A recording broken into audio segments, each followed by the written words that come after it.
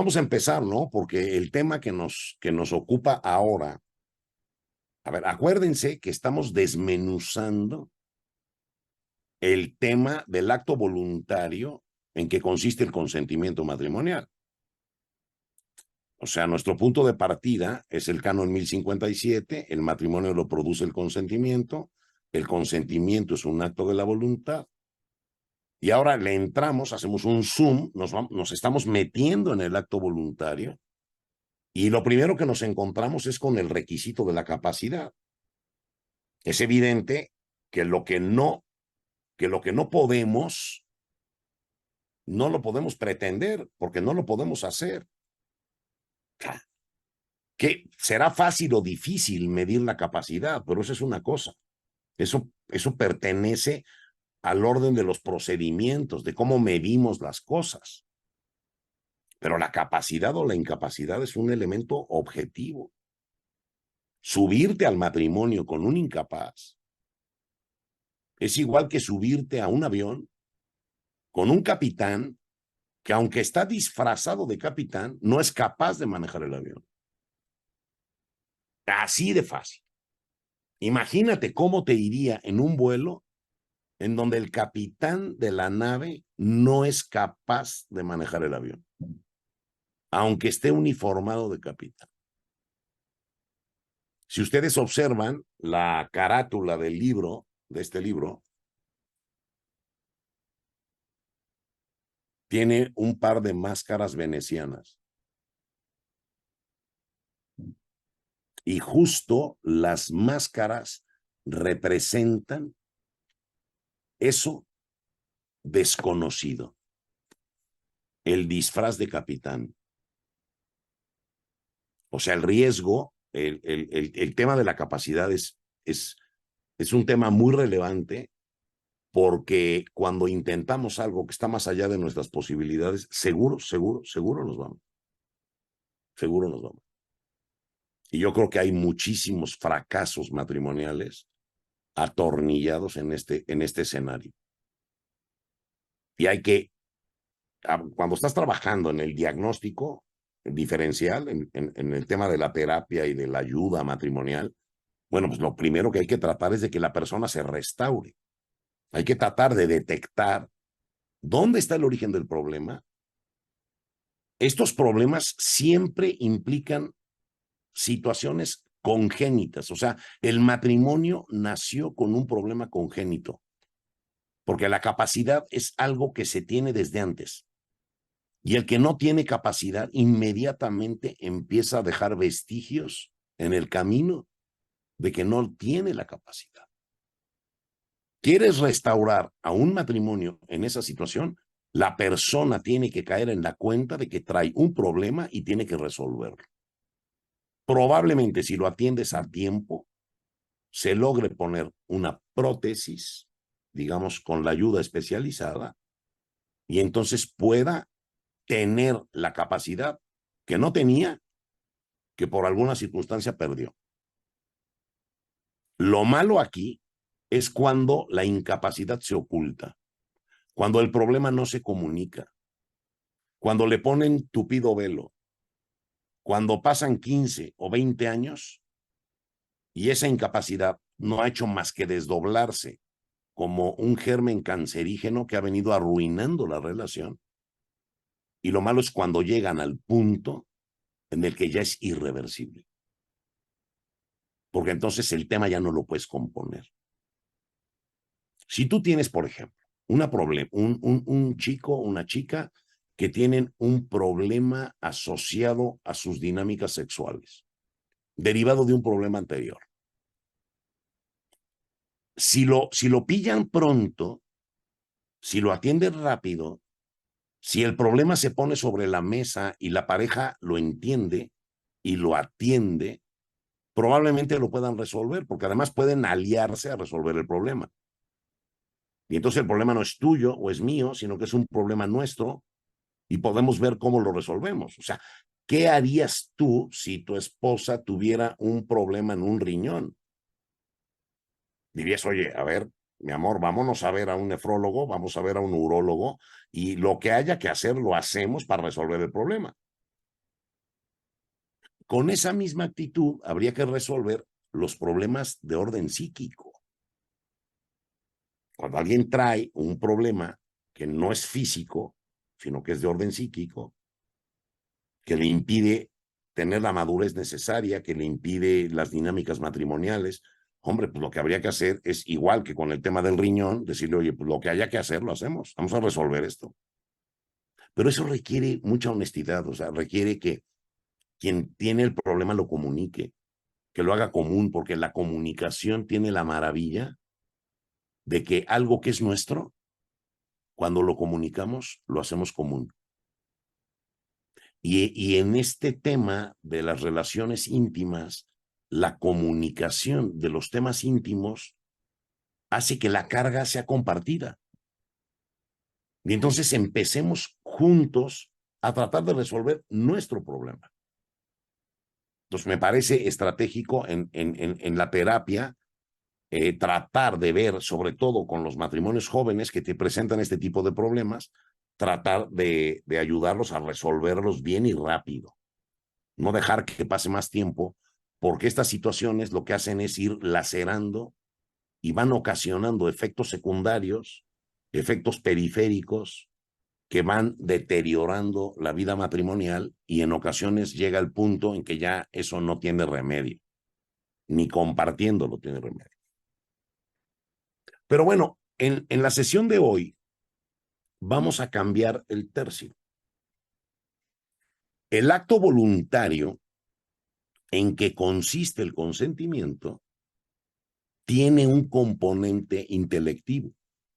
Es decir, no se trata de un acto voluntario como químicamente puro. Quiero y ya. No. Quiero porque conozco. Quiero porque entiendo. Hay un componente de la inteligencia. O sea, nosotros no podemos querer, por ejemplo, lo que ignoramos absolutamente. Cuando tú ignoras algo y de verdad lo ignoras, no lo puedes querer. Yo a lo mejor digo, no sé, ustedes ahorita participando en estas charlas, no sé si haya, por ejemplo, abogados, pero si no hubiera abogados, yo les diría, oigan, ¿ustedes entienden lo que es un contrato de superficie? ¿Sabes lo que es un contrato de fideicomiso? O sea, si tú no entiendes eso, no lo puedes querer. Porque te dicen, oye, ¿por qué no celebramos un contrato de superficie? Oye, perdón, pero ¿y eso qué es? ¿Cómo puedo querer yo algo que no conozco? Ok, entonces, digamos, desde el punto de vista de la aportación de la inteligencia en la confección del acto voluntario en que consiste el consentimiento, hay dos elementos que son ingredientes fundamentales. El primero es que no haya una cosa que se llama ignorancia sustancial. La ignorancia sustancial implica que no puedas querer eso que ignoras. Es poco probable, en un mundo como el nuestro, en una cultura como la nuestra, que alguien pudiera ignorar de manera sustancial lo que el matrimonio supone. Que se trata de una relación entre un hombre y una mujer, que la relación es de carácter permanente y que además implica intimidad. O sea, cuando alguien se casa, entiende que la relación es una cosa permanente, no es transitoria. Entiende que se trata de una relación entre un hombre y una mujer y que además implica la intimidad de la persona. O sea, implica la entrega de lo que somos. Si alguien ignorara eso, pues no puede querer casarse. Si lo ignorara de verdad. Imagínate por un momento que esto fuera posible. Imagínate que una chica se casa con un chico y se van de luna de miel. El chico quiere intimar con ella y ella le dice, oye, a ver, perdón, nos casamos, pero que yo tenga que intimar contigo, que eso está incluido, que ser tu esposa implica que me acueste contigo, no inventes, yo no sabía eso. Ah, o sea, imagínate que eso pudiera ser real. A ver, esto está previsto porque es posible, no que sea frecuente, es porque es posible. Entonces, la ignorancia, cuando abarca los elementos esenciales de lo que vas a hacer, arruina el acto voluntario porque no puedes querer lo que absolutamente ignoras. No hay manera de que lo puedas querer. Entonces, cuando alguno ignora que el matrimonio supone una relación entre hombre y mujer, una relación de carácter estable y una relación que implique la intimidad, pues esa ignorancia afecta desde luego la calidad del acto voluntario, ¿no? Ese acto voluntario no puede servir, ¿de acuerdo? Al respecto hay un canon que dice, para que pueda haber consentimiento, es el canon 1096, es necesario que los contrayentes no ignoren, al menos, que el matrimonio es un consorcio permanente entre un hombre y una mujer, ordenado a la prole, a la familia, mediante la implicación sexual. Digamos que el canon dice, a ver, si tú ignoras esto, está cañón, no puedes querer el matrimonio si esto lo ignoras. Y yo por eso les pongo ese ejemplo, o sea, a lo mejor hay actos jurídicos como cierto tipo de contratos muy sofisticados que la gente ignora. Y siempre los pongo de ejemplo porque cuando tú ignoras eso, pues no lo puedes querer. Cuando yo le digo a una persona, oye, ¿por qué no celebras un contrato de superficie o haces un contrato de fideicomiso? Y yo, oye, ¿pero y qué es eso? Claro, si en tu inteligencia no tienes idea de lo que es eso, no lo puedes querer. Entonces, un escenario de riesgo es desde luego la ignorancia respecto de lo esencial del matrimonio. Pero ignorar no es igual que equivocarse. Porque en el escenario en donde la inteligencia hace su aportación al acto voluntario, también aparece la equivocación, el error. El que ignora puede saber que lo ignora. Ignorar y equivocarse son escenarios bien distintos de nuestra inteligencia. La ignorancia es ausencia de conocimiento. No sé lo que es eso. Inclusive eres consciente o puedes ser consciente de que no lo sabes. En cambio, equivocarse tiene la característica de que el que se equivoca no sabe que está equivocado, porque si supiera ya no está equivocado. ¿De acuerdo? O sea, lo esencial de equivocarse es pensar que estás en lo correcto y estás equivocado. El error es como una inadecuación entre nuestra mente y la realidad. El error es que yo creo que es rojo y en realidad es amarillo. Pero como yo creo que es rojo y estoy seguro de que es rojo, actúo de acuerdo a esa seguridad y resulta que no es rojo, sino que es amarillo.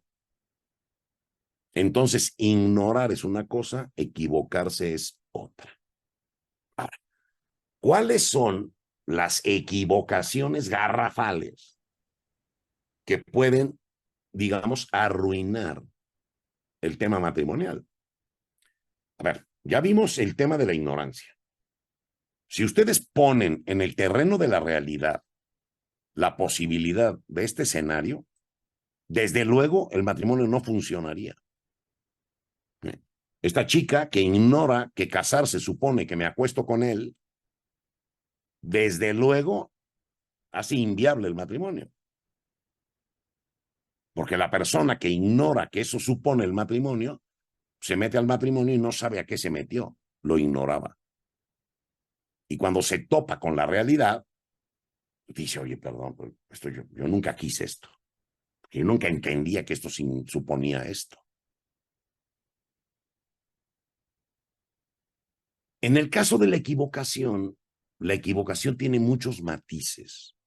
Y yo quisiera destacar, digamos, 3 matices fundamentales de las equivocaciones.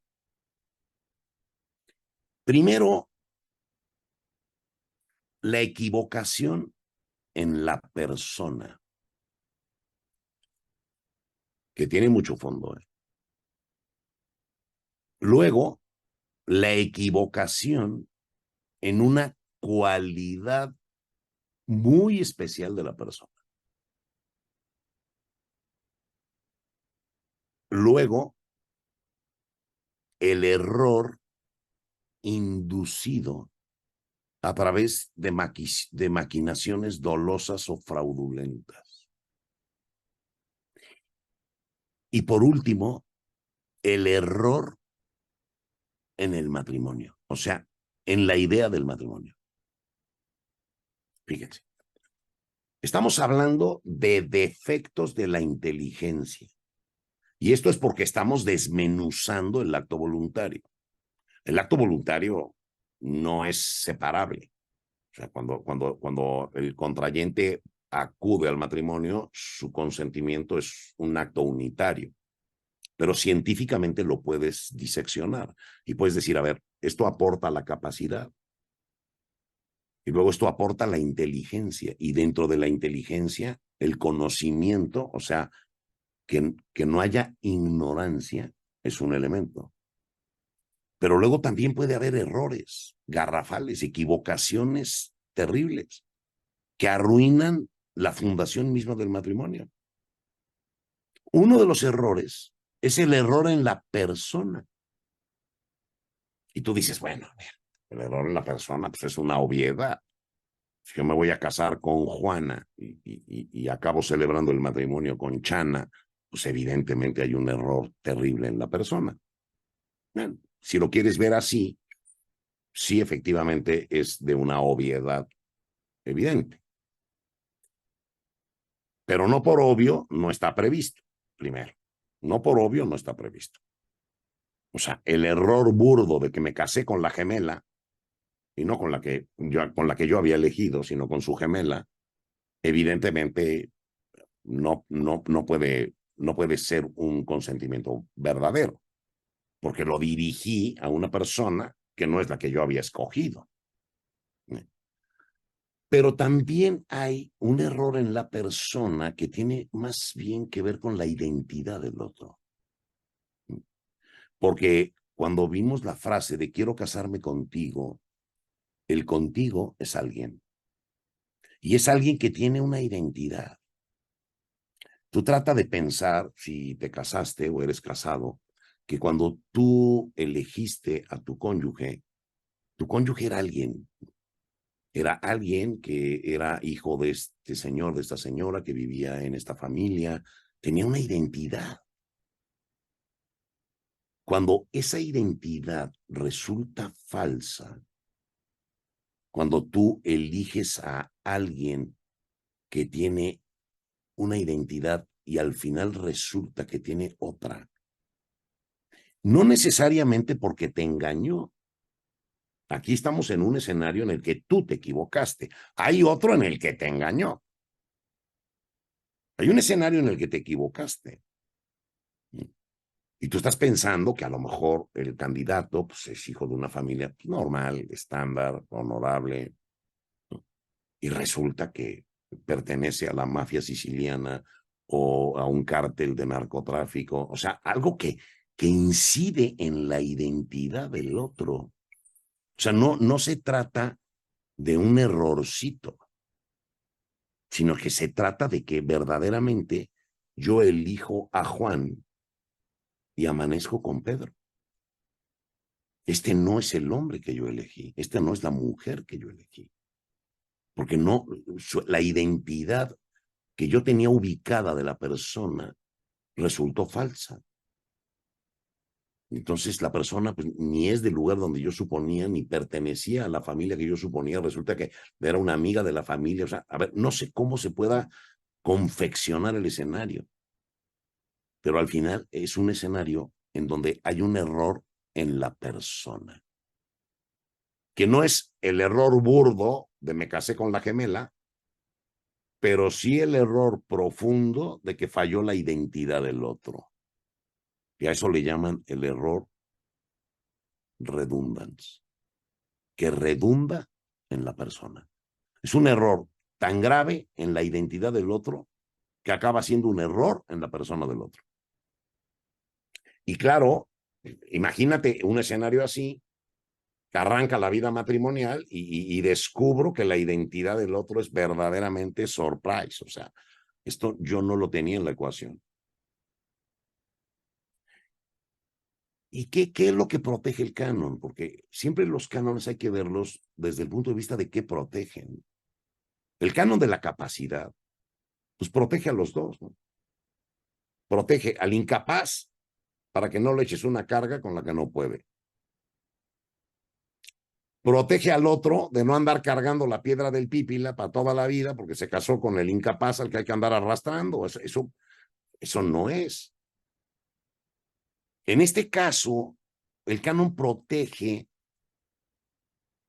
tu elección. Elegiste a Juana, que tiene esta identidad.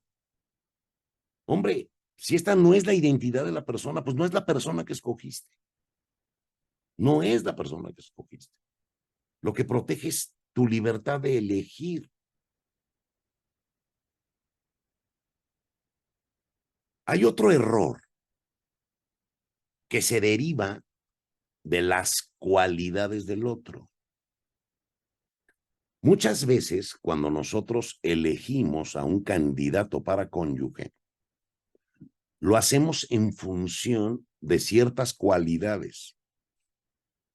Y nosotros tenemos la más absoluta libertad de elegir con quién nos casamos.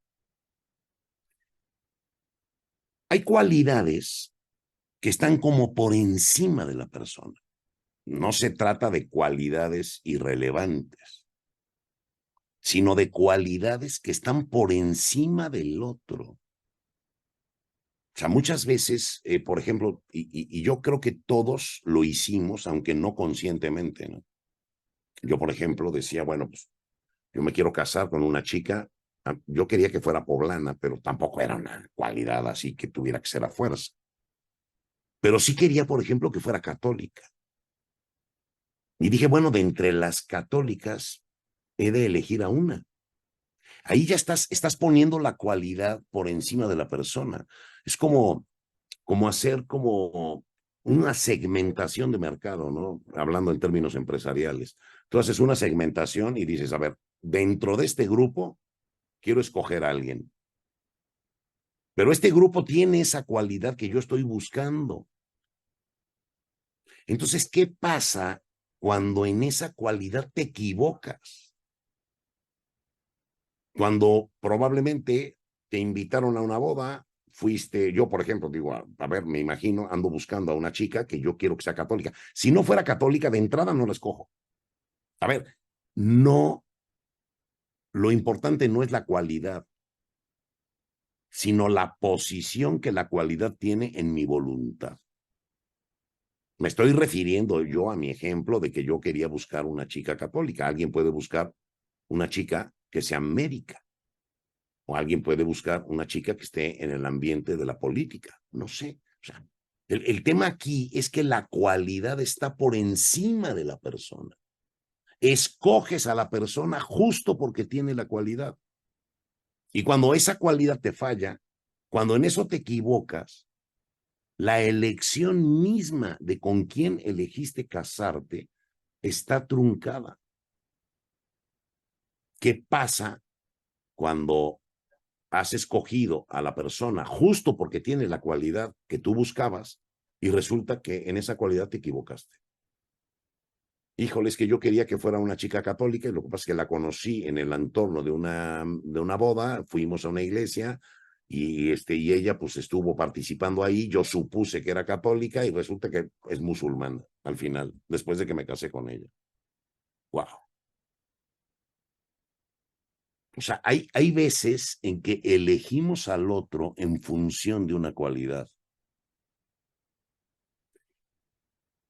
Y cuando esa cualidad no existe, nuestra elección misma está comprometida.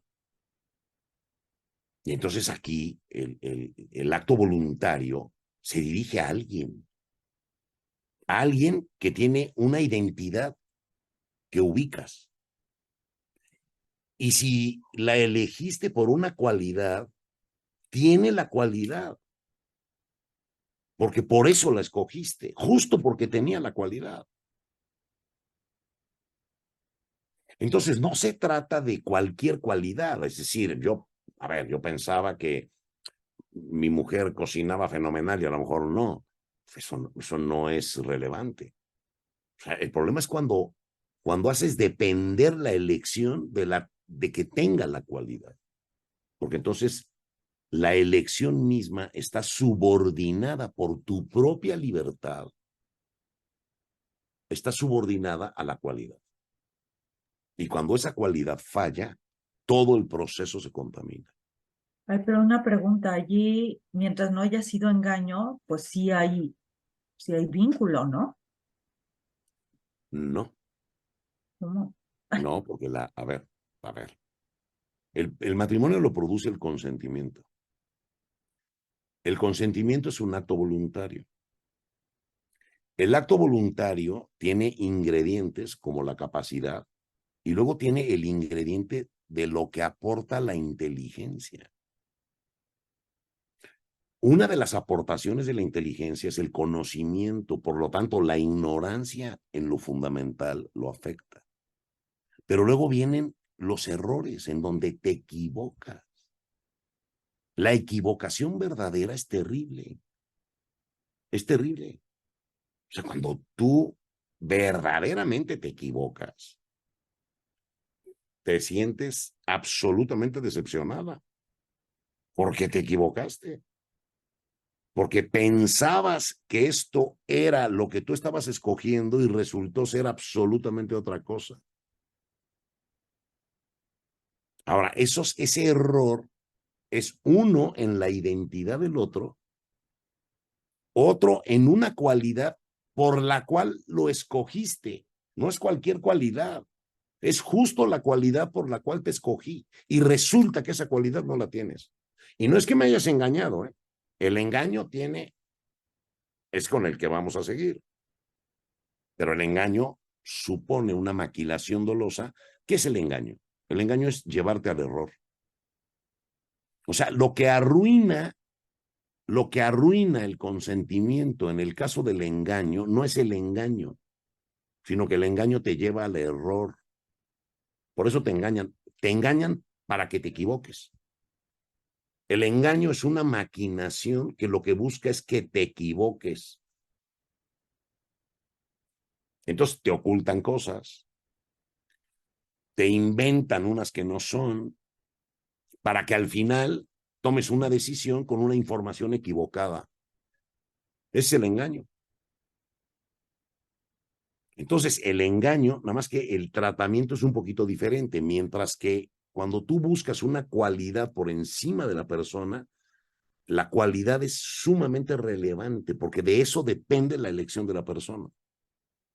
En cambio, el engaño puede abarcar cualidades que no son tan prevalentes, pero que tienen la capacidad de afectar la vida matrimonial. Te voy a poner un ejemplo. Y ya estamos hablando de otro canon, ¿eh? Este ya es el canon, debe ser el 1085, no el 1098, el 1098, que habla justo de las maquinaciones. Te voy a poner un ejemplo. Imagínate un chico que a los 16 años de edad sufre un accidente. Choca en el automóvil, sufre un accidente, se la pasa en el hospital y después de la intervención médica, los médicos le dicen, oye, mira, te salvamos la vida, pero lamentablemente tú no vas a poder tener familia. O sea, el accidente te dejó estéril. El chavo dice, bueno, pues, gracias, me salvaron la vida y bueno, pues no voy a poder tener hijos. ya veré qué hago, a ver qué hacemos. Pasa el tiempo. Conoce a una chica. Se hacen novios. Empiezan a platicar de planes de matrimonio. Inclusive empiezan a platicar de que les gustaría tener hijos. Él sabe que es estéril, porque se lo dijeron.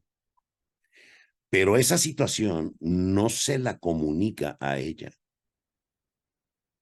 porque él sabe que si se lo dice, a lo mejor ella no se casa con él. Entonces se lo oculta. Y él también le dice, oye, ¿te gustaría tener hijos? Desde luego que sí. ¿Y cómo les llamarías? Pues Juanito y Pedrito. Sí. Pero al final él sabe lo que está ocultando y está ocultando una información que ella tendría derecho a saber para elegir casarse con él. A ver, la esterilidad no impide el matrimonio. Aquí el problema es el ocultamiento de un elemento importante y muy relevante en la vida matrimonial que ella tiene derecho a saber y que él a sabiendas no se lo comunica. Entonces ella, pensando que es un chico normal, que pudiera ser inclusive estéril, porque todos cuando nos casamos, cuando menos yo, dije, bueno, pues yo no sabía si era fértil o no. Dios me dio la alegría de ser papá, pero pudo no haber sido. Pero yo no engañé a nadie. Yo no sabía. Este chico que te pongo de ejemplo sí sabe y se lo oculta y se lo reserva. Y a pesar de eso se casa. Ahora imagínate el desdoblamiento de la vida matrimonial, ¿no? Empieza el tema de que no podemos encargar.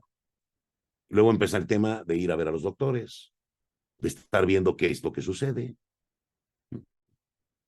Y de repente, después de 2 años de andar yendo a clínicas, ella encuentra que desde los 16 años él está diagnosticado con una esterilidad irremediable que él sabía y que no le comunicó. Ese es el caso de la maquinación dolosa, o sea, el llevar al otro al error. Y es justo para que se case conmigo.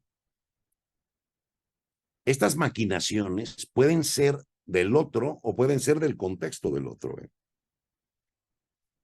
O sea, no falta la familia que oculta el problema que tiene el chico o la chica para que el novio no se entere. Puede ser un trastorno, puede ser una situación grave, pero que, hombre, como quieren lo mejor para él y es razonable que lo quieran, pues entonces lo ocultan. Y entonces el otro que tiene derecho a ver no lo dejan ver. Y por lo tanto no lo dejan elegir. O sea, este canon del el 1098, lo que protege es que no te manipulen, que tú puedas elegir a quien quieras. Pero si alguien viene a manipular el proceso en el que tú eliges, perdón, pero eso afecta la elección. Porque me están viniendo a pintar las cosas de color de rosa cuando no son, o me están ocultando información muy importante, porque lo que el canon pide es que se trate de situaciones que afecten gravemente la vida matrimonial. Y entonces cuando alguien manipula la verdad para que te equivoques, para que no tengas la información que tienes derecho a tener para hacer una elección libre, pues entonces el consentimiento está comprometido, está afectado. Y por último, habría que hablar del error en el matrimonio. Fíjense. El error en el matrimonio, ¿qué es? Cuando, cuando tú entiendes mal una cosa, solo puedes quererla así de mal como la entiendes. O sea, tú no puedes querer algo más que como lo entiendes.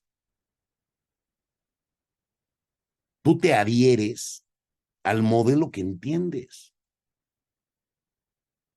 Entonces, por ejemplo, si tú tienes una idea equivocada del matrimonio, en donde tú crees que el matrimonio es una relación en donde yo mando y tú obedeces, en donde es una relación de prepotencia, de dominación, casi de esclavitud, pues perdón, eso no es el matrimonio. Y si es lo único que tú entiendes, es lo único que tú puedes querer. Y entonces vas al matrimonio con una idea equivocada absolutamente de lo que el matrimonio es. Y por lo tanto, lo que tú estructuras es una relación que no es matrimonial, porque no lograste entender lo que el matrimonio es y por tanto no pudiste quererlo. Eso se le llama el error determinante. ¿Y por qué es determinante? Porque como tu inteligencia no tiene opción y solo entiende de una manera las cosas y esa manera es equivocada, tu voluntad está determinada. No puedes querer más que lo que entiendes. Y si lo entiendes mal, lo quieres así de mal como lo entiendes. Y entonces, claro, llega el marido y es un tirano desde el primer día, porque él entiende que el matrimonio es una relación de sometimiento, de vejación, de insulto, de dominación. O sea, no inventes. Es lo que entendía. A lo mejor fue lo que aprendió, pero él entiende que el matrimonio es así, y así como lo entiendes, no es. Entonces, él, a partir de su inteligencia, él estructura una relación que no es matrimonial. Hace otra cosa en su mente. Su mente le propone una relación que no tiene que ver con el matrimonio. Claro, luego dices, oye, ¿y por qué salió así este amigo? Pues es que es lo que entendía. Lo único que entendía es que el matrimonio es así. Es que yo entiendo que el matrimonio es una relación así de violencia, de sometimiento, o yo entiendo que el matrimonio es una relación desechable, desechable. Yo, a ver, eso de para toda la vida, perdón, mientras funcione, mientras yo me sienta cómodo. Yo es lo que entiendo. Hoy hay muchos de esos. Hoy hay muchos que dicen, pues a ver, me caso, pero así para toda la vida, pues si nos va bien y nos entendemos, bien. Pero mi compromiso para siempre, ¿por qué? Entonces ya entienden el matrimonio de otro modo. Y de ese modo como lo entienden, lo fundan y de ese modo lo estructuran. Y al rato tienen lo que hicieron.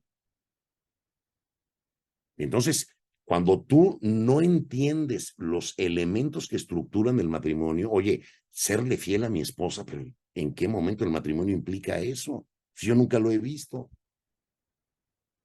Para mí el matrimonio es otra cosa. Y entonces esa otra cosa que yo entiendo, que no es el matrimonio, es la única que puedo querer y la única que puedo fundar. Y al final es la única que puedo tener. Porque el matrimonio no te lo dan como un paquetito de McDonald's, ahí está. Lo tienes que confeccionar tú, pero tienes que confeccionar el verdadero, no el falso. Si confeccionas el falso, estás subido en otra cosa que te va a dar otro resultado. Vean qué importante es la aportación de la inteligencia como ingrediente del acto voluntario.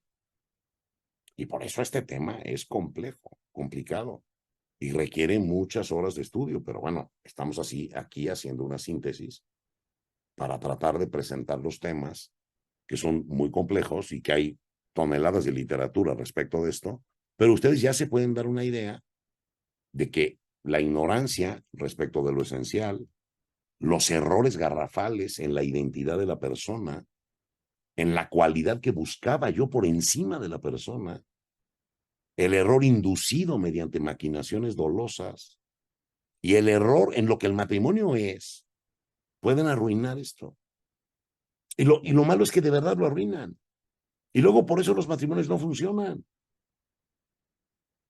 Porque, oye, perdón, pero yo entendía que la relación matrimonial pues, no tenía nada que ver con la exclusividad, perdón. Tú quieres que sea solo para ti, pues, jamás yo hice una relación exclusiva.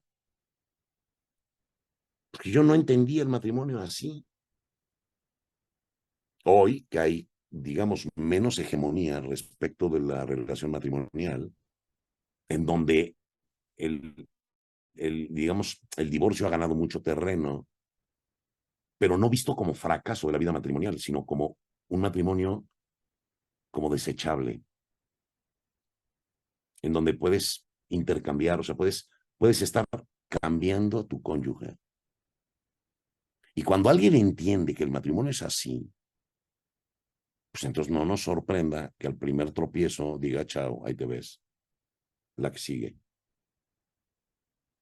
Porque no entiende, o sea, no quiso con su voluntad lo que su inteligencia le proponía como una cosa verdadera del matrimonio, le proponía una cosa equivocada y es la única que quiso, y es la única que fundó. Vean la complejidad del tema. Aquí estamos para platicarlo y yo con mucho gusto se los pongo sobre la mesa, pero no son temas sencillos ni facilitos y a la hora de diagnosticarlos es complicado. Pero muchos fracasos y muchos problemas matrimoniales vienen de esto. Vienen de esto. Que las cosas no se entienden igual. Si yo voy a celebrar a una notaría un contrato y tú vas pensando en rentar y yo en venderte, pues de eso va a salir un desastre. Porque uno lleva al día de campo una idea y el otro lleva otra. Y si no hay coincidencia en cuanto a los elementos esenciales de lo que queremos, pues entonces al final lo que tú quisiste y lo que yo quería no coinciden. Y si no coinciden, la realidad no es esa, es la que de verdad hicimos y va a funcionar de modo que tú jalas para un lado y yo para el otro, porque tú tenías una idea y otra. ¿De acuerdo? Pues ya estamos en la sesión de preguntas. Perdonen que sea unas cápsulas tan rápidas de estos temas, pero bueno, estamos avanzando en el programa y ustedes pueden ver la complejidad y la profundidad humana que tiene esto. O sea, es pura ecología, pura ecología. Aquí no es un tema de teología, es de ecología. Es de la naturaleza, de la relación de la naturaleza humana, del consentimiento matrimonial como un acto humano. Pero el acto humano es muy complejo, porque somos muy complejos. Muy bien, a sus órdenes. Gracias, Luis. Pues nos vemos, manitas levantadas. Aprovechemos a aclarar dudas. Aclarar dudas. Qué complicado, ¿no? ¿Cómo lo ven? ¿Algún comentario de estas complicaciones? Buenas noches. Sí, yo quisiera, aprovechando que ya ni levanté la mano, perdón. Buenas noches a todos. ¿Sí me escuchan? Sí, Ramón, Ramón, adelante. Ah, ok. adelante. Sí, definitivamente es algo que no es tan sencillo, que eh, como que cada quien, dependiendo de su experiencia, dependiendo de las vivencias, puede uno como que ir aterrizando este concepto, ¿no? Y pues ahorita me caen algunos veintes, ¿no?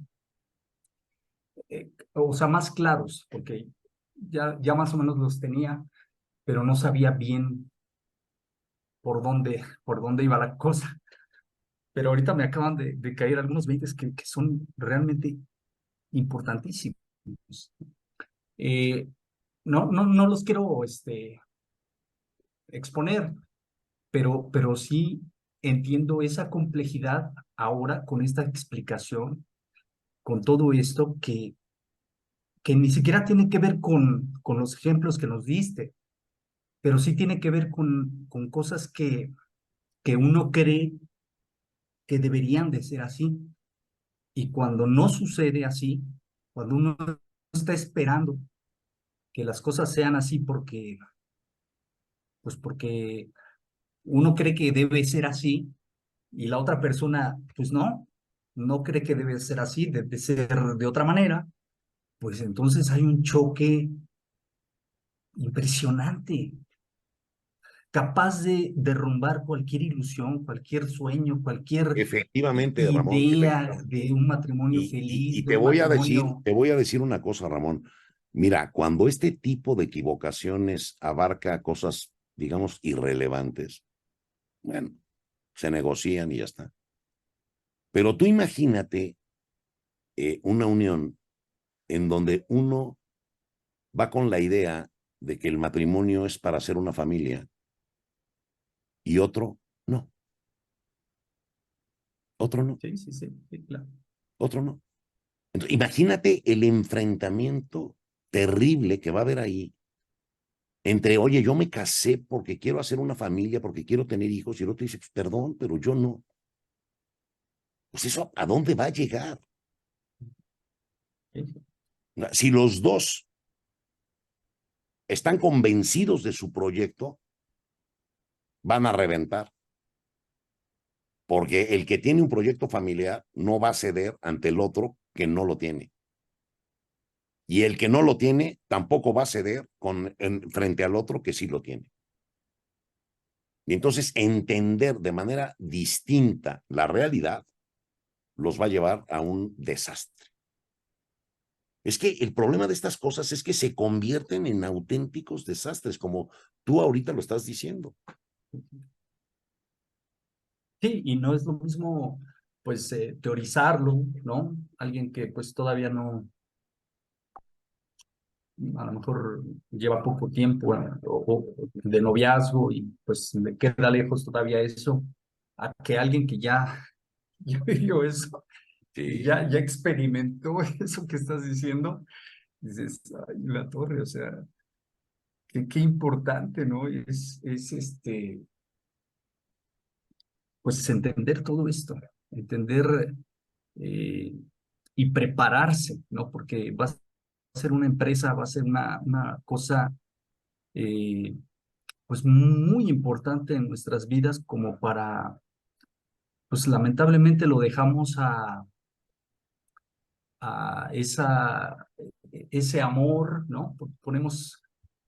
Ponemos por sobre todas las cosas, yo creo la mayoría de nosotros, pues esa unión por ese amor que sentimos el uno por el otro, ¿no? Pero hay otras cosas que en la capacidad intelectual que estás mencionando, pues si no se abordan, si no se estudian, si no se plasman, si no se platican, pues eso va a ser un volado en el mejor de los Claro, casos. yo diría que, por ejemplo, a los jóvenes, ¿qué tendrías que decirle a un joven respecto de este tema? A ver, primero, asegúrate de que tú y tu candidato o candidata no ignoren a qué van. Primero, no ignoren a qué van.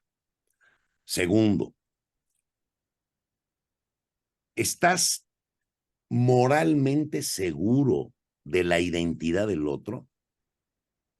O sea, ¿el otro es quien tú crees que es razonablemente? ¿No tienes alguna duda grave, importante de que el otro no tenga la identidad que tú crees que tiene?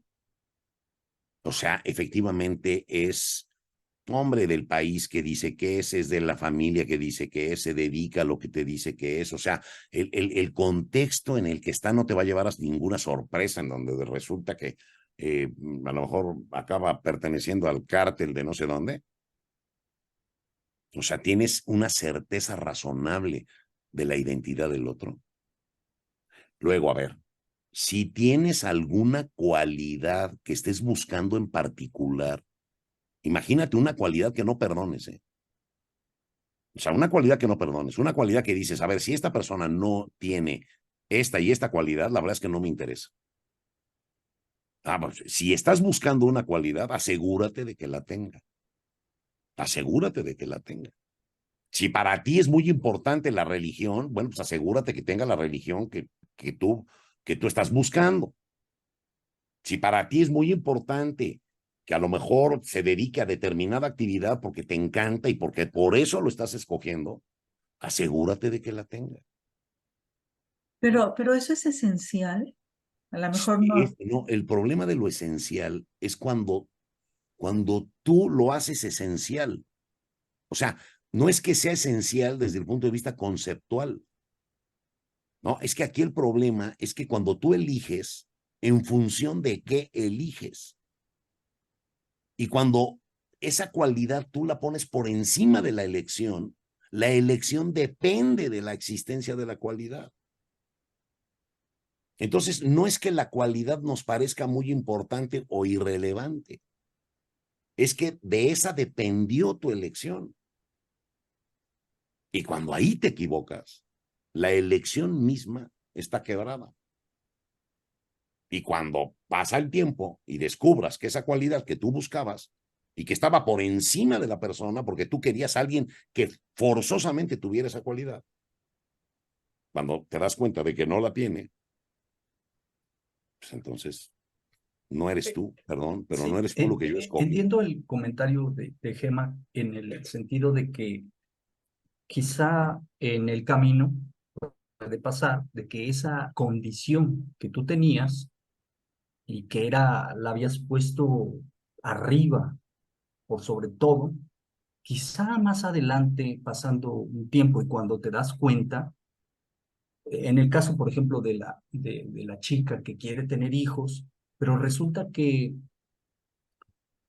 pues, efectivamente el marido se confiesa y le dice, ¿sabes qué? Pues sí, te engañé, hice te mentí, no tengo perdón, ¿sí? Lo hice estúpidamente por querer, por pensar que no perderte, ¿sí? Se confiesa y lo dice abiertamente, pero resulta que en ese tiempo, en esos 2, 3 años, pues el marido ha salido muy bueno, ¿sí? Y No, entonces bueno, ella a ver, decide, esos son escenarios en los que se restaura la situación. A ver, ah, efectivamente, un incapaz que se atiende, se cura, se compone y adquiere la capacidad que no tenía, puede componer la situación. A ver, el que maquinó dolosamente, engañó al otro, se lo confiesa y el otro lo perdona y de alguna manera encuentran, bueno, está bien, pero en principio, ese problema es un problema que tiene que restaurarse. Oye, a mí me amenazaron para que me casara con ella, pero casado con ella es una gozada, ya, la amenaza me vale sombrilla. Ah, bueno, pero en principio, sí, la sí, amenaza sí, coactó mi pero libertad. así como digo esto de que puede suceder que en el camino te das cuenta y dices, bueno, lo que yo había puesto como prioridad, pues realmente no es tan relevante para mí. Acepto, platico, dialogo, acuerdo y listo. Fíjate que en realidad Pero también puede resultar, estos casos, perdón, nada más para terminar, puede resultar al revés, que yo no me di cuenta de que había algo que realmente era muy importante para mí, ¿sí? Pero que nunca lo hablé, nunca lo dije y que de repente, ¡pam! Resulta, ¿no? Ya sea de la mujer o del hombre, ¿no? Y dices, ay, en la torre. Pero pues eso no se lo dije, no le engañé o no se engañaron, pero resulta que es algo que, pues es vital. Y entonces ahí no hubo engaño, pero pero hubo error. ahí quizá estamos entrando en el terror, en el terreno del error, ¿no? Del error matrimonial o de lo que platicabas. O sea, a ver, estos casos suponen escenarios así. O sea, suponen escenarios en donde para ti no es cualquier cosa. Es una cosa de la que dependía totalmente la elección que hiciste. Y entonces, claro, cuando tú descubres que en eso te equivocaste, se te viene el mundo encima. Porque dices, a ver, perdón, pero yo no elegí estar aquí. O sea, yo la persona que escogí tenía esta característica que ahora resulta que no es cierta, que error tan garrafal, pero te sientes totalmente partido, quebrado. Es que el problema es que cuando el acto voluntario no es mínimamente integral, la dinámica posterior va a empezar a ser gravemente disfuncional. A ver, que sea restaurable siempre. Aquí nada es nunca y nada es siempre. O sea, las cosas se pueden componer, por supuesto. La libertad de la persona puede hacer que las cosas se acomoden. A lo mejor tú querías algo imperdonablemente, ¿no? Imagínate, imagínate, yo pienso en muchos, ¿no? Pienso que muchos buscan que el otro no haya tenido hijos. Los va a tener conmigo. Imagínate que en el pasado de él tiene un hijo en Guadalajara. Y dice, oye, pero a ver, yo me casé contigo para que tuviéramos hijos nosotros. Se supone que no tenías hijos anteriores al matrimonio. A lo mejor él ni lo sabía. Pero era una condición como implícita en tu inconsciente, en donde tú dices, oye, yo me caso con alguien que es soltero y que no tiene hijos y que los va a tener conmigo. Ahora resulta que me cambia el escenario y que aunque tenga hijos conmigo, pues ya hay medios hermanos, porque ya resulta que en una aventura que anduvo en Guadalajara, o sea, son cosas muy complicadas, pero son cosas que afectan la calidad del acto voluntario. Entre más afectado esté el acto voluntario, más desastrosos efectos va a tener. Y muchos problemas para ustedes que se dedican mucho, y yo también, al tema de la asistencia y de la terapia y de la consultoría, hay que tratar de ver en los problemas matrimoniales si puede haber este tipo de orígenes, de causas, para tratar de atenderlas desde el origen, porque si no te quedas trabajando en la periferia y no logras identificar la causa para componerla. A ver, ¿estás dispuesto a aceptar que esta persona no tiene la cualidad que tú pensabas que tenía y que resultó que no tiene? Y por esa razón te sientes incómodo, te sientes desajustado, quisieras, estás pensando que este no es el lugar para ti. O corriges eso, o quitas esa cualidad de tu predilección y aceptas que ella no tiene la religión que tú querías y ya, y sé feliz. Pero si no cambias eso, no vas a componer la relación.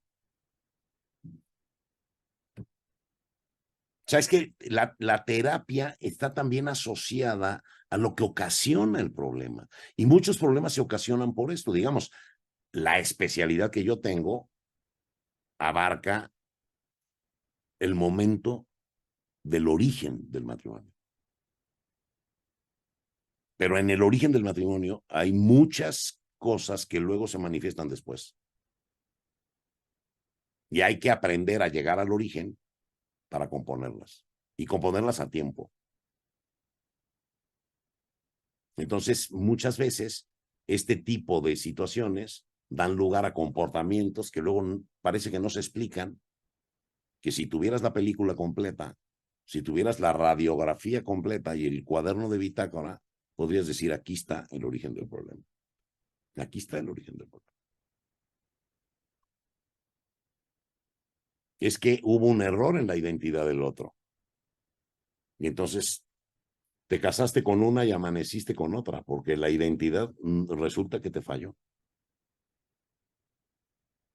Es que hay un error en una cualidad que tú buscabas por encima de la persona.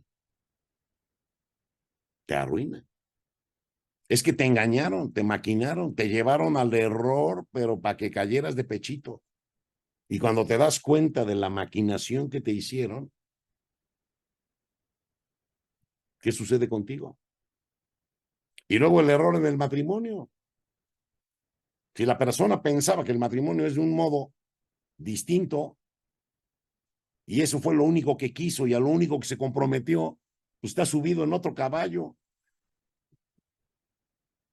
sea, son cosas que a la postre derivan en conductas necesariamente que van a ser disfuncionales y van a acabar mal la relación, a menos que la compongan.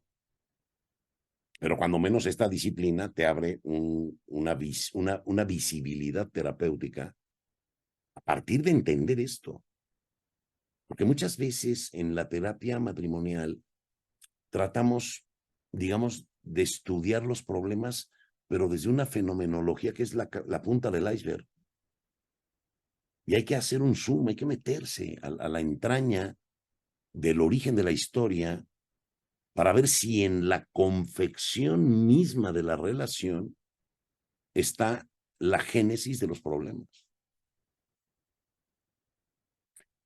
Muchos que somos casados, yo por ejemplo que estoy casado, llevo 30 años casado, a veces digo, oye, híjole, realmente yo me casé con mi mujer y mi mujer ha sido lo que yo me imaginé que era desde el principio. Yo no me imagino que de repente hubiera yo descubierto una identidad de ella que me hubiera cambiado el escenario, yo no sé qué hubiera pasado. Lo que pasa es que, afortunadamente, no me equivoqué en cuanto a su identidad. Pero imagínate que te equivocas y que resulte que la identidad está muy lejos de lo que te imaginabas y ponle lo que quieras. Cuando eso se te aparece surprise, o sea, puede tener efectos devastadores. Estos temas son temas que producen efectos devastadores. Si no, no serían graves. Son graves porque producen efectos devastadores. Bueno, no sé si haya alguna pregunta más. Si no, aquí le dejamos. Nos vemos el próximo miércoles. Ustedes digan. Yo estoy a sus órdenes. Adriana, está Adriana. Gracias, maestro. Es rápido. Bueno, eso espero. Muy bien. Nada más, el canon 1098 también viene el error determinante, No. El ¿no? error O nada más. no. El 1098 es el dolo, la maquinación. Ajá. Es más, aquí te lo leo, el canon. Fíjense cómo dice. Quien contrae matrimonio engañado por dolo provocado para obtener su consentimiento. Dolo provocado para obtener su consentimiento. Acerca de una cualidad del otro que por su naturaleza puede perturbar gravemente el consorcio de vida conyugal, contrae inválidamente.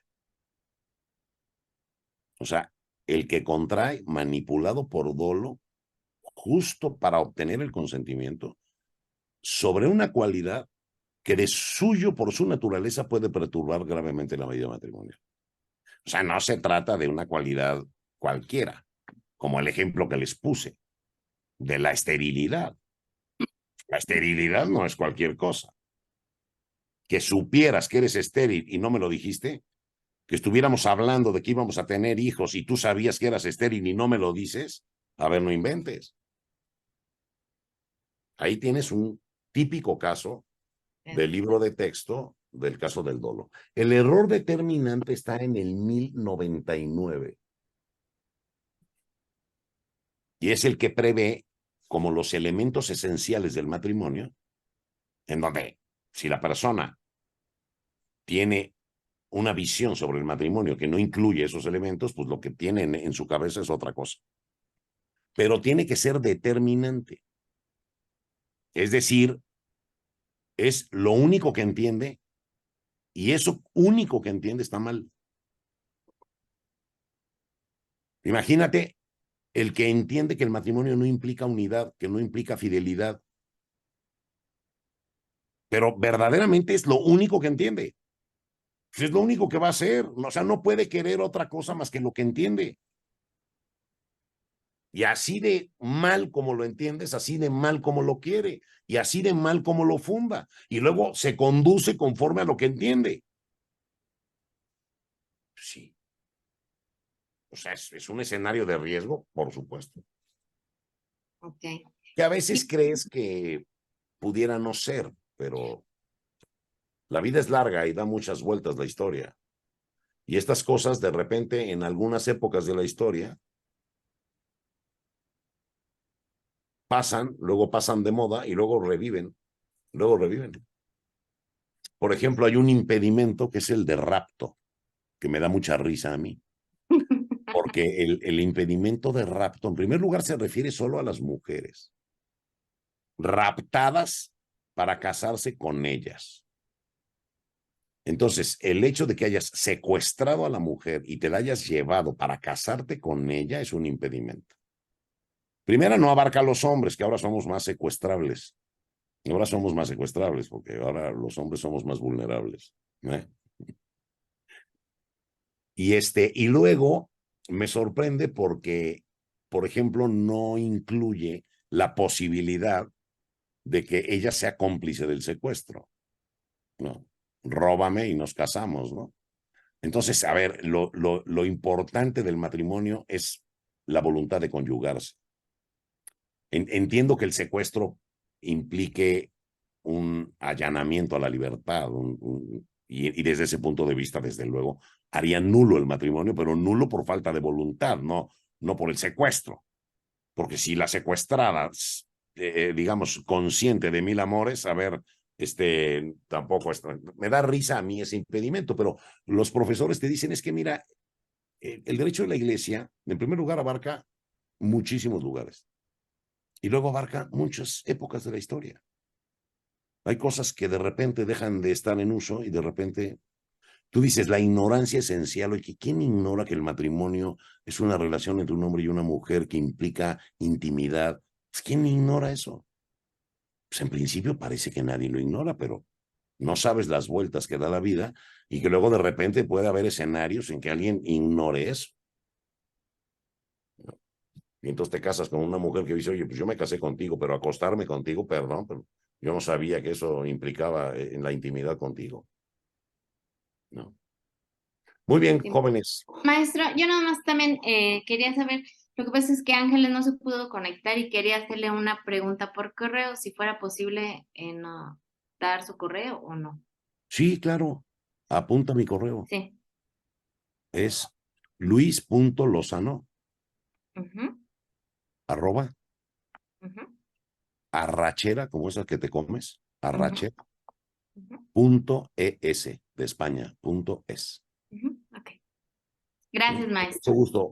Y está abierto mi correo para las preguntas que quieran. Gracias. Nos vemos el próximo miércoles. Que Dios los bendiga. Gracias, bye. Gracias Muchas igualmente. gracias, Luis, Descansen. igualmente. Bye. Buenas noches, bye. Adiós. ¿Cuál es el mínimo de capacidad de una persona para un proyecto como este? No es fácil de diagnosticar. Pero como siempre, que no sepamos medir la altura del volcán no quiere decir que tenga alguna. Lo que pasa es que a lo mejor no sabemos todavía cómo medirla.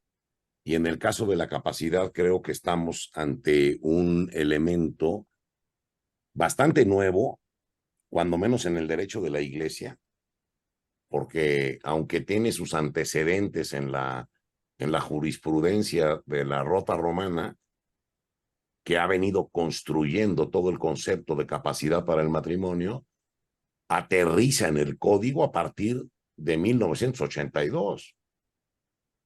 Eso es ayer, es muy nuevo, es un concepto muy nuevo. Es un concepto en donde la Iglesia, que tiene una visión sobre el matrimonio que es multidisciplinar, pues acoge todo el avance de la psicología y la psiquiatría moderna. Y entonces este tema es un tema, la verdad, muy perplejo, que además ocupa el 80% del trabajo en los tribunales de la Iglesia. Porque hoy las causas de nulidad, en una gran mayoría, están fincadas en este problema. En el problema de la suficiente discreción de juicio, en el problema de la capacidad para asumir las dinámicas matrimoniales, en temas que, para bien o para mal, en el pasado de las personas, pues se han cuajado situaciones a veces muy complejas, perplejas, tal vez mal atendidas o nunca resueltas, que los llevan a actuar de las maneras más impredecibles, ¿no? Así es. Pero bueno, me gustaría que en lo que acabamos de completar la asistencia, si tienen alguna duda, pues la podemos ventilar de una vez. Yo tengo una, bueno, no sé si es duda o preocupación porque justamente en esta semana, digo, yo hablo con muchas chicas jóvenes y hablando con una que veo que pasa en varias, hay mucha gente joven ahorita que van a psicólogos, se están atendiendo incluso con psiquiatras por temas de depresión, por muchas cosas variadas. Y hablando con una en concreto que me decía que tanto ella como el chico con el que se ve que, digo, todavía no es un noviazgo formal, también está en psicólogo y hay muchas cosas que tratar. Y digo, me costaba a mí, yo decía, a ver, ¿cómo le puedo ayudar un poco? Pero sí llega un momento en que te cuestionas que para poder definir realmente su situación y saber si tienen las condiciones para casarse, pues tienen que tener noviazgos mucho más largos para que se puedan conocer más y para que el proceso de terapia, de sanación, lo que necesiten, pues sea como más, que incida más y no correr esos riesgos. O no sé si así es, porque creo que se están, por un lado, este tipo de cosas. Por otro lado, también a mí me preocupa mucho el tema de que yo trabajaba y he trabajado casi toda mi vida en colegios, que en estos últimos años muchos, no todos los padres de familia no están formando en la capacidad de compromiso, ¿no? Porque pues les dan todo fácil, ¿no? Y son como acceden, ¿no? Como a los, ¿cómo se dice? A las irresponsabilidades, por decirlo de alguna manera, de los hijos, ¿no? Se meten en una clase y luego ya no quieren, los meten y hacen lo que los hijos quieren. Entonces hay mucha gente que pues aparentemente no está capacitada pero, o sea, tenemos que ayudarles, acompañarlos para poderlos capacitar, ¿o no? Sí, claro. Claro, claro, mira, yo creo que todo el enfoque de los formadores, empezando por los padres y desde luego las instituciones que son aliadas en el proceso formativo de los hijos, tenemos que tratar de trabajar en una dinámica de acompañamiento, pero de acompañamiento para el éxito. Y el éxito está en que el chavo acabe definiendo lo que quiere hacer con su vida y una vez que lo decide, se empeñe en construir el proyecto que decidió. O sea, aquí lo malo es las decisiones a medias, las decisiones que no son radicales, que no empeñan a la persona. Entonces el muchacho se avienta a abrir un negocio, pero en un estado de mediocridad en el que no asume el compromiso de decir sí o sí, esto tiene que salir adelante. Y lo mismo pasa a veces cuando se casa, pues que tiene la ilusión del matrimonio, pero si funciona. Me caso y bueno, si funciona, qué bien, y si no, no hay problema. O sea, un poquito el grado de implicación de la persona en el proyecto es esencial. Es esencial porque mira, ningún matrimonio es un paseo por la Costa Azul. O sea, todos tienen sus retos, todos tienen que limar asperezas, todos tienen que superar adversidades, todos tienen que negociar diferencias, todos cometemos errores en el transcurso de la vida, necesitamos que nos perdonen. O sea, tiene que haber una voluntad prevalente de sostener el proyecto que se inició. Cuando tirar la toalla es demasiado fácil, cuando ante la primera adversidad cierro el negocio, cuando me llegó una inspección del ayuntamiento y en lugar de resolver el problema, lo que hago es clausurar la empresa, o sea, como que falta esa santa terquedad que debe acompañar a la voluntad para conseguir lo que nos proponemos. O sea, la voluntad conquista sus objetivos. Estoy seguro que es mucho más valioso para el futuro de una persona la capacidad de su voluntad que la capacidad de su inteligencia. La inteligencia puede aportarnos cosas muy buenas, pero una persona no muy inteligente, pero muy voluntarioso, puede triunfar más fácil que un chico brillante sin voluntad. Porque un chico brillante sin voluntad será muy genio, entenderá muy bien las cosas, pero no mantiene el ritmo, no sostiene la acumulación del esfuerzo que implica el éxito. Que el éxito requiere acumulación del esfuerzo. Y en todos los rubros, ¿eh? O sea, y en este rubro que toca tan íntimamente la realización de la persona, la felicidad de la persona, pues hombre, la relevancia que tiene es mucho mayor. Porque si en tu proyecto familiar perseveras, si logras vencer el espacio y el tiempo, si al final logras vencer las adversidades de la historia, si pueden pasar muchos años, pero esos años no logran que pase lo nuestro, entonces lo de menos es lo fácil o difícil que tuvimos que resolver. Eso es lo de menos. Lo más valioso es que estamos juntos tú y yo, y que tú y yo hemos podido sortear todo lo que nos ha pasado y que al final seguimos acompañándonos como era el proyecto original. Porque en el matrimonio el proyecto original es ser yo para ti, tú para mí, y a morir iguales. Lo que nos tenga que pasar lo resolvemos. Entonces creo que hay que fortalecer la voluntad de hagan lo que quieran, pero eso que quieran, háganlo bien. Empeñense a morir iguales, remen mar adentro.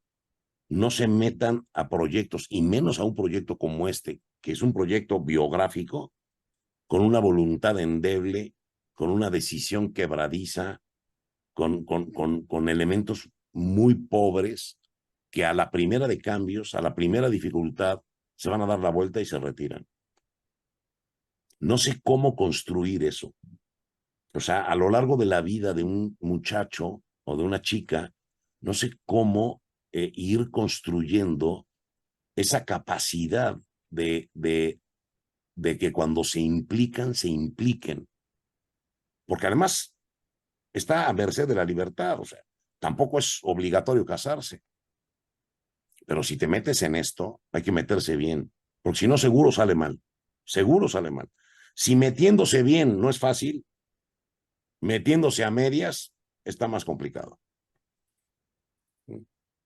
Sí.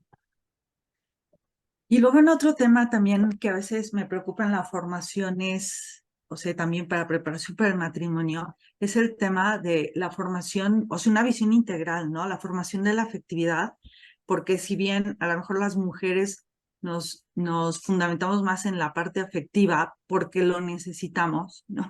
Entonces, saber que también hay que meter cabeza, ¿no? Sí, corazón, cabeza.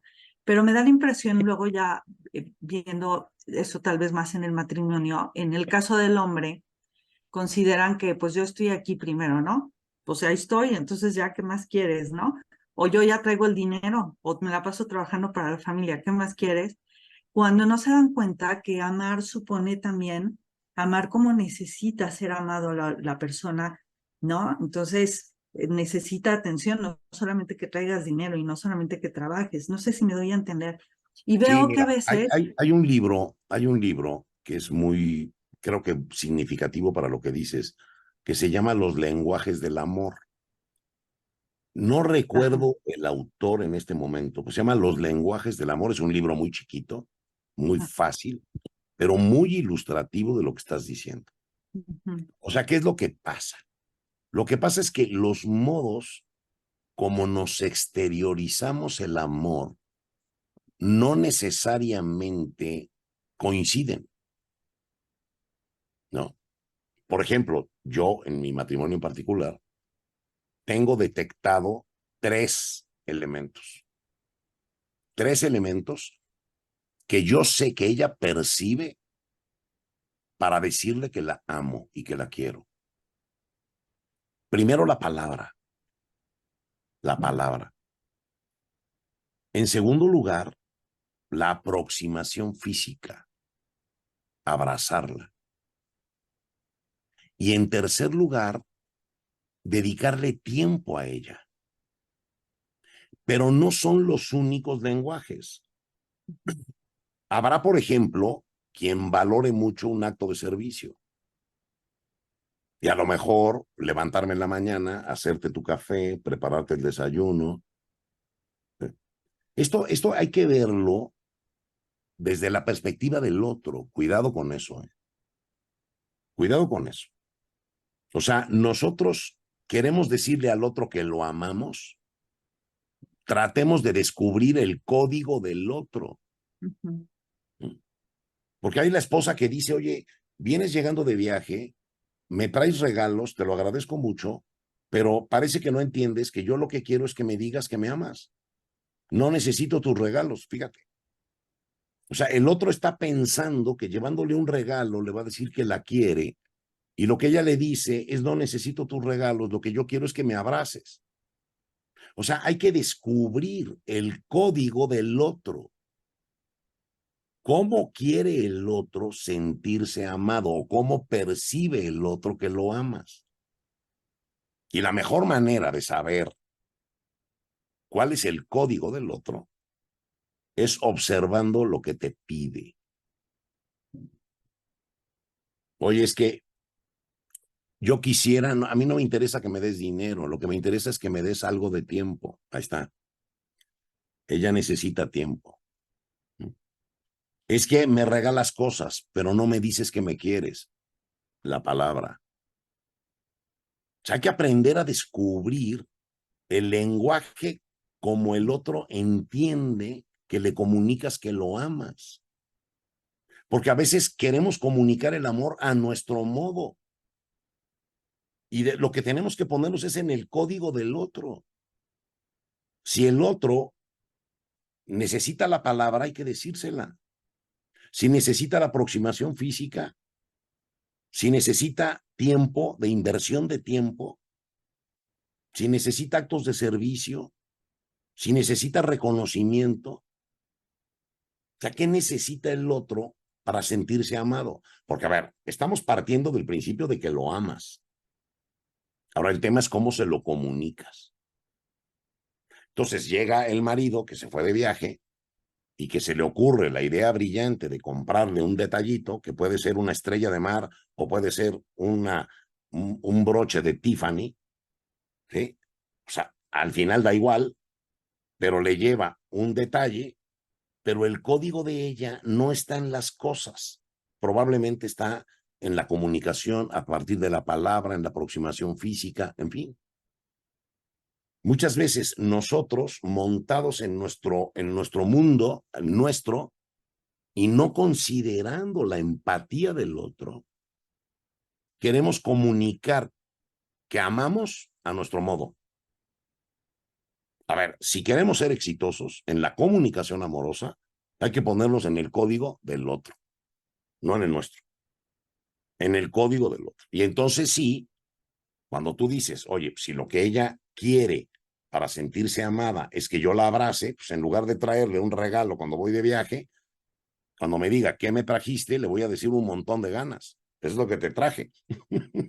O sea, lo que quiero es estar contigo. Sí. Hay que ponerse un poquito en el código del otro. No sé si respondí tu pregunta, pero creo que ese librito te puede ayudar a la terapia, a tratar de orientar la conducta, digamos, matrimonial. Ok, muchas gracias. Encantado.